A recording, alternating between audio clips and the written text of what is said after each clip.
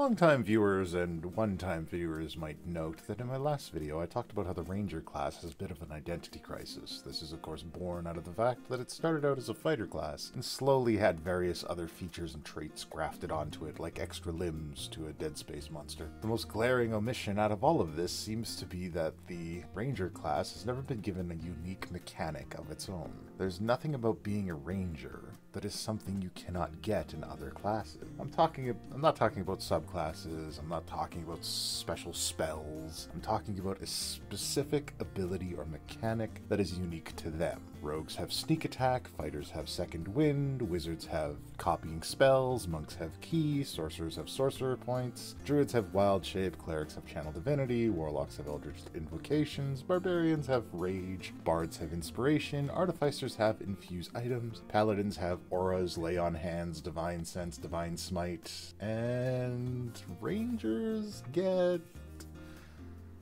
primeval awareness, spell casting, favored terrain. So obviously the lack of one of these core mechanics is part of what makes the Ranger class feel a little incomplete. As an aside, this seems like a massive oversight, right? The Ranger is the only class not given a core mechanic. The only class that you could arguably say gets a similarly raw deal is perhaps Wizards, but I feel like Wizards still have a clear identity. They have arcane recovery, I guess, so whatever. I feel like Wizards are good. Anyways, so Rangers then. Current Rangers have no core mechanic, and some clear identity issues, but it's okay. We can rebuild them. We have the technology. So I have a few ideas for new core mechanics for the Ranger. Each option will be based on some of the core identities we associate with the Ranger. Now I want to be clear here, I'm just going to be laying out some broad concepts, ideas for core mechanics for the Ranger class. I'll be laying these out based on the 3 core identities that I believe reside inside the twisted amalgamation that is the current Ranger class. I will not be fully rebuilding a new Ranger class. This isn't something I'm looking to put on DM's Guild or Unearthed Arcana. Maybe later if one of them is really good. Alright? Clear? Very well. Let's give the Ranger a clear class identity. So, as I touched on in my previous video, the 5th edition Ranger seems to be an amalgamation of a few different identities. I call these 3 identities the Nature Fighter, the Ranger Hunter, and the Nature Warden. Alright, that's enough preamble. Let's talk about class mechanics. Now, starting with the Nature Fighter. I know, super original name, don't at me. The Nature Fighter is the version of the Ranger we see in most media. He is Aragorn or Drizzt, the model of being a Ranger that we see in literature and books and movies and that kind of thing. He's skilled with blade weapons. He favors a skilled, dance-like fighting style of whirling blades. Now, keep that dance-like fighting style in mind, we will be coming back to it later, but first we have to address the 2 giant elephants in the room, specifically 2 elephants named Rogues and Fighters. The fact that we already have 2 versatile weapon-using classes in 5th edition makes it difficult to craft something unique for the Ranger in the same field without making it feel like a rehash of mechanics that already exist. And as an aside, if we wanted to make this all really easy, we could honestly just take the entirety of the Arcane Archer subclass for fighters, copy and paste it as class traits for the Ranger, and we could be done here. I'm serious. It's like somebody came up with a great new build for the Ranger. When they made it, they forgot to label it, and somebody just put it in as a fighter subclass by mistake. Anyways, so if we're using Rangers like Aragorn and Drizzt as our template, we know our Ranger needs to be a weapon fighter that feels unique when played against fighters and rogues. And oh, look, there's a 3rd elephant, and his name is Magic. Okay, look, when it comes to magic, giving magic to a class is easy. Taking it away is more difficult. People like magic, but hear me out. The current batch of Ranger spells are built to support a ranged fighting style. No, no, I don't want to hear it. Read the spells, read all of the spells. They are built almost exclusively to support a ranged fighting style, if you look at it objectively. So, I would say that if we are going for this version of the Ranger, if this is the version of the Ranger we want our in the thick of it sword dancing super tracker, then we have to take away their magic. Alright, so this is a weapons-based damage class, plain and simply. Now that we have that framework set up, what would the unique trait for a nature fighter be? Well, with a framework in mind, let's take a look at how we make a unique class trait. Now, to figure it out, I want to answer one question. What does it feel like to play as Aragorn or Drizzt in combat? When these characters fight, they utilize a lot of striking, blocking, and dodging, with a weapon in each hand, occasionally employing ranged attacks with thrown weapons and small bows. In the Forgotten Realms book, whenever Drizzt is in a difficult or pitched battle, he calls on a heightened focus state that he calls the Hunter. It's basically Drow Ultra Instinct. He lets his body move and react on instinct. So we have a two-weapon fighter focused on elaborate weapon routines. So, from the ground up, our nature fighter is proficient only in light and finesse weapons. They can choose expertise with 2 skills out of perception, survival, nature, stealth, so on and so forth, tracky stuff. The class is built for dual wielding.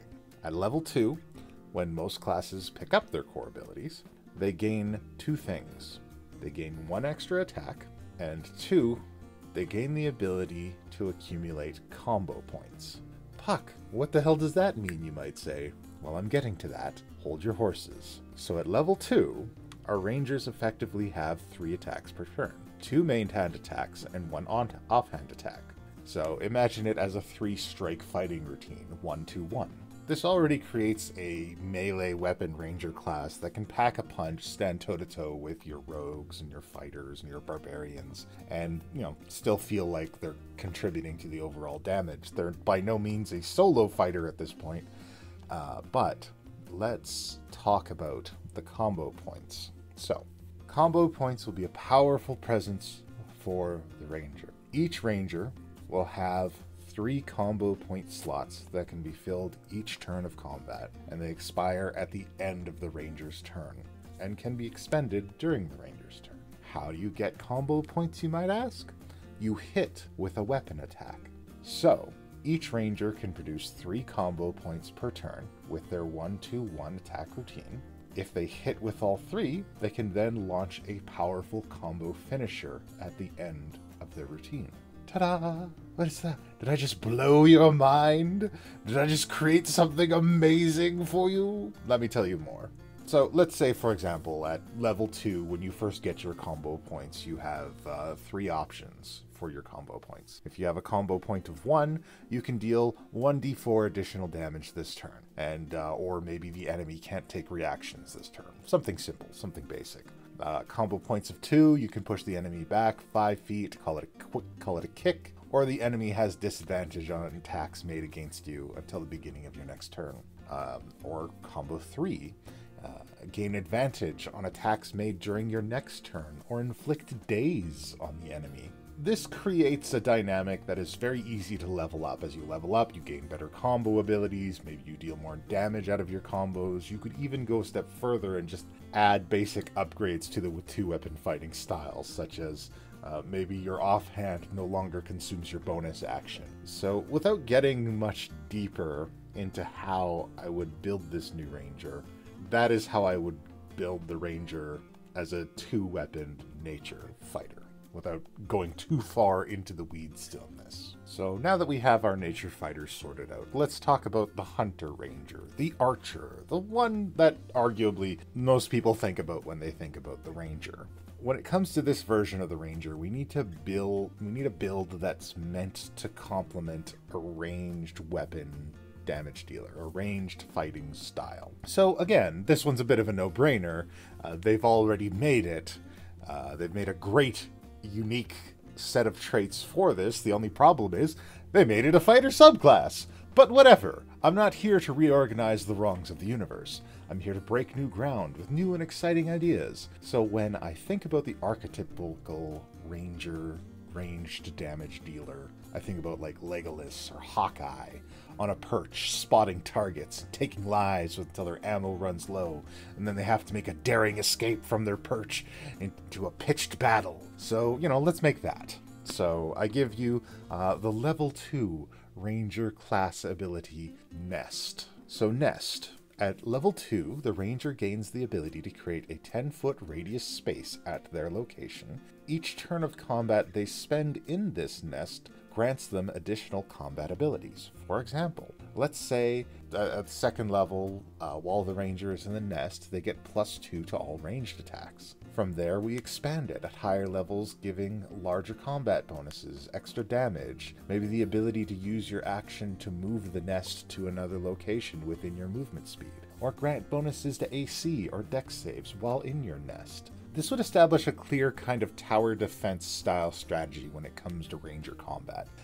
Encouraging Rangers to choose a fortified position to rain death down on their enemies. And in fact, the Ranger's spell list is already well equipped for this fighting style, so it would be an easy modification. It's a simple, basic trait that is easy to track. Tons of third-party accessory makers could build like little sniper nest token templates. Everybody wins.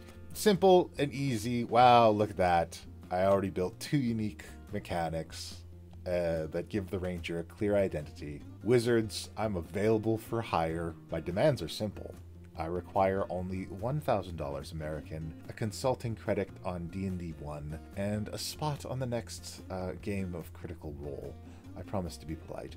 Anyways, you know where to find me. Now then, on to the last build option. Now, this one is a bit of a tough one, because where the warrior version of the Ranger overlaps with fighter and rogues, the nature warden version of the Ranger overlaps with druids, like a lot. They already have Rangers choosing a favored terrain, and druids also sort of have a favored terrain, but they call it a circle, and it actually does something. Whereas the Ranger's favored terrain is mostly forgotten about, if not like carefully metagamed or discussed in detail with the DM up front, or selected with absolutely incredible luck, or supported by an incredibly accommodating dungeon master. Oh, what's that? You picked favored terrain, Tundra? Well, enjoy your trek through the desert, asshole. Hope you packed your shorts. But come on, Puck, focus. Enough talk about the past. Let's focus on the future. So this version of the Ranger is the closest to the dictionary definition of the Ranger. He ranges. He guards an area of land. However, our Ranger needs to be an adventurer who travels the world searching for new challenges, so they can't be tied down with just one specific type of terrain or environment. They must be able to see and sample all the world has to offer, so our Ranger can use any terrain to his advantage in battle. What this means is that the Ranger receives a kind of simple combat bonus on every type of terrain they may find themselves in. So how does this look in terms of gameplay? Allow me to show you. So, according to Dungeons & Dragons 5th edition, there are 11 types of environments that our Ranger needs to be familiar with. They are Arctic, coastal, desert, forest, grassland, hill, fire, swamp, underdark, underwater, and urban, Iceland, fire road, boss. We can do this in a few different ways. One way is to give the Ranger an ever-expanding list as they grow, so perhaps you start out with 2 favored environment types and they grant bonuses, and then when you level up you add more and more until 18 when you become effective in all types of terrain. Alternatively, you could have bonuses for all types of environments from the word go, and then you simply add new and better bonuses as you level up, or allow the environment bonuses to be used more frequently per combat, like they do with key or sorcery points. And then the last option, which I kind of like the best, where we give the Rangers environmental advantage charges. These are combat abilities that can be expended, to kind of infuse or top off an attack or strike based on the environment.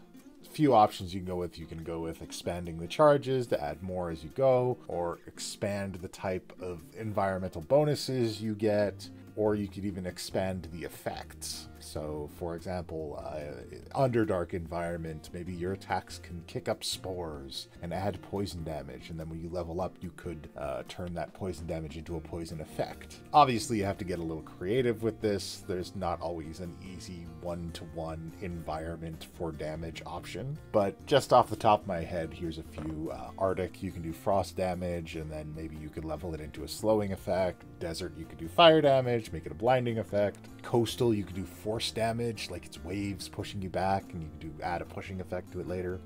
Forest, maybe it's no damage bonus, but maybe you get a disengage free with the attack, and then you could level it up to like a disengage and dash, so you're just doing a lot of attack and move. In grasslands, maybe there's a blast of wind that gives you like a cleave, and because fighters don't have cleave anymore for some reason, then you may as well take it for rangers, tit for tat. And maybe at higher levels you could do like a Zelda whirlwind spin. That'd be cool. Hills, you can make the hills alive with the sound of music. Look, I don't know. Hills are tough. Maybe you can add advantage to the next attack and call it like the high ground. Mountains. Maybe there's thunder damage from like crashing stones, and then it levels up into a daze or a knock prone effect. Maybe with swamps, you can add an acid attack and then turn it into like an immobilizing thing where they get stuck. Underdark, we have poison and poison. Underwater, oh geez, you'd have to get really creative. Maybe the attack makes them sink, or even causes them to be confused at higher levels, the confusion of the deep. And urban, I don't know, maybe your attacks help you find the best place to get a latte and a bagel in town. Okay, seriously, maybe a free hide action, and when you gain levels, maybe you can give yourself some cover with the attack. Alright, admittedly, there could be a bit more workshopping with the abilities here, but I think the basics for a good idea here are solid. Those are my ideas when it comes to giving the Ranger class its own unique mechanics, but this little exercise convinces me more than ever that the Ranger is in need of a little overhaul. While putting together my thoughts for this video, I became more and more convinced of this. As I think about it more, it just seems like a massive oversight. It's like somebody got all their kids ready for school and then just forgot to give one of them shoes, but sent them off to school anyways. At some point, it starts to feel like an intentional omission. And falling back on my previous assessment, I can't help but feel like it is a contributing factor in Rangers not having a clear identity when it comes to measuring them up to other classes in 5th edition and other playstyles. Just makes them seem a bit out of place, and honestly I really hope at some point 1D&D or D&D 1 or whatever the hell it's called changes to give a clear identity to the Ranger class, and I would love to see it enjoy the same respect that its peers get. Creating classes for fantasy RPGs always seems to reach a point of diminishing returns. I believe this is primarily because there's only so many variations of hit the monsters with the stabby bits or blast them with magic that you can come up with before everything starts to feel a little samey. And I'm reminded again of the story of World of Warcraft. WoW had been out for a while and pressure was mounting to add more classes to the roster, and the obvious candidate was the Demon Slayer, which featured prominently in the lore, but never had a player option up until this point. However, most of the abilities that would be associated with the Demon Slayer were already being used by a Warlock subclass. So, in the end, the only option was to take those abilities out of the Warlock and give them to the Demon Slayer. And in the end, both classes felt lesser for the change. And I can't help but wonder if we've kind of reached this point with the classes and subclasses in D&D, where we can't really make any substantial new additions or changes without sacrificing something else.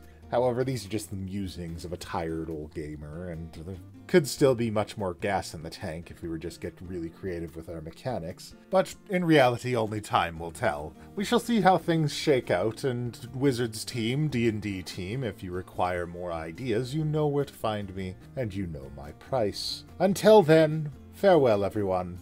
Puck out. Hey, who ordered these steaks?